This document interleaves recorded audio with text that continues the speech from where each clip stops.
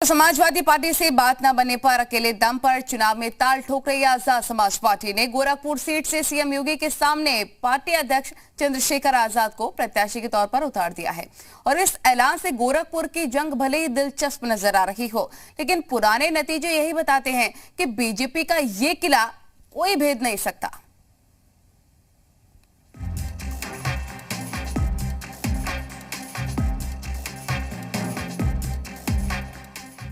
Gorakhpur seat पर दिलचस्प हुई जंग।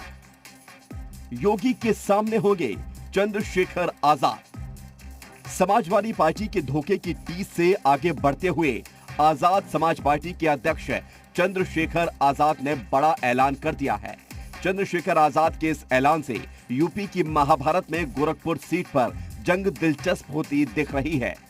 यहां बीजेपी प्रत्याशी योगी आदित्यनाथ के सामने आजाद समाज पार्टी के अध्यक्ष चंद्रशेखर आजाद मैदान में होंगे। मैंने भी अभी आपसे पहले देखा और जैसे मैंने कहा कि पार्टी के आदेश का मैं सम्मान करता हूं और मैं पिछले 5 साल से भी लड़ रहा हूं।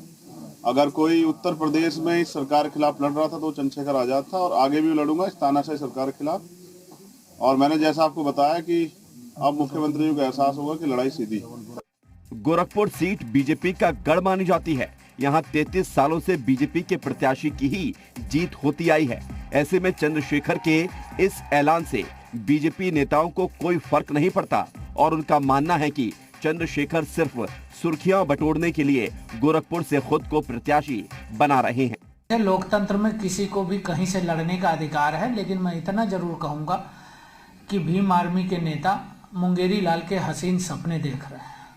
मेरठ में आयोजित प्रेस वार्ता में चंद्रशेखर ने गोरखपुर सीट से लड़ने की घोषणा की और इस मौके पर समाजवादी पार्टी के नेता और पूर्व राज्य मंत्री मुकेश सिद्धार्थ आजाद समाज पार्टी में शामिल हुए और हस्तिनापुर से उनके बेटे को पार्टी ने प्रत्याशी भी घोषित कर दिया। चंद्रशेखर ने इस मौके पर कहा कि समाजवादी पार्टी में नेताओं को घुटन महसूस हो रही है और वो पार्टी छोड़ रहे हैं। आज एक जिम्मेदार साथी जो समाजवादी पार्टी छोड़ के हमारे साथ जो है वो पार्टी ज्वाइन कर रहे हैं और पार्टी जो है उनके सम्मान का और उनके हितों की रक्षा जो है उनको आगे बढ़ाने का काम पार्टी करेगी। अभी कुछ ही देर में पार्टी की जो है ना पहले फेज की लिस्ट जो है जारी होगी और मैं समझता हूं कि हमारे प्रत्याशी जब मैदान में उतरेंगे तो वो अपनी मेहनत से एक अच्छा रिजल्ट जो है ना उत्तर प्रदेश में चुनाव में देंगे। चंद्रशेखर की इन बातों से समाजवादी पार्टी के नेता इत्तेफाक नहीं रखते और आरोप लगा रहे हैं कि चंद्रशेखर सिर्फ दिखावटी लड़ाई लड़ रहे हैं। उन्हें गरीबों, वंचितों और शोषितों की कोई चिंता ही नहीं है।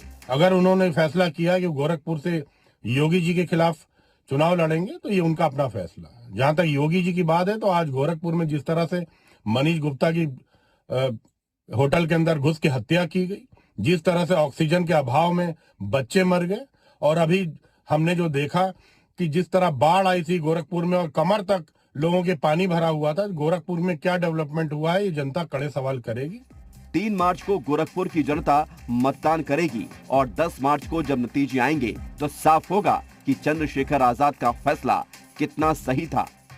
दलितों के उत्थान की बात करने वाले चंद्रशेखर आजाद ने बीते दिनों अखिलेश यादव से गठबंधन के तमाम प्रयास किए, लेकिन वो तमाम प्रयास जमीन पर नहीं उतर पाए। जिसके बाद उन्होंने ऐलान किया, चंद्रशेखर आजाद ने ऐलान किया है कि मुख्यमंत्री योगी आदित्यनाथ के खिलाफ गोरखपुर की सदर सीट पर चुनाव लड़ेंगे।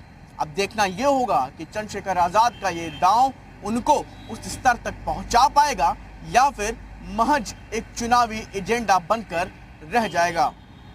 कैमरामैन आदित्य चौरसिया के साथ शुभम पांडे, जी मीडिया, लखनऊ।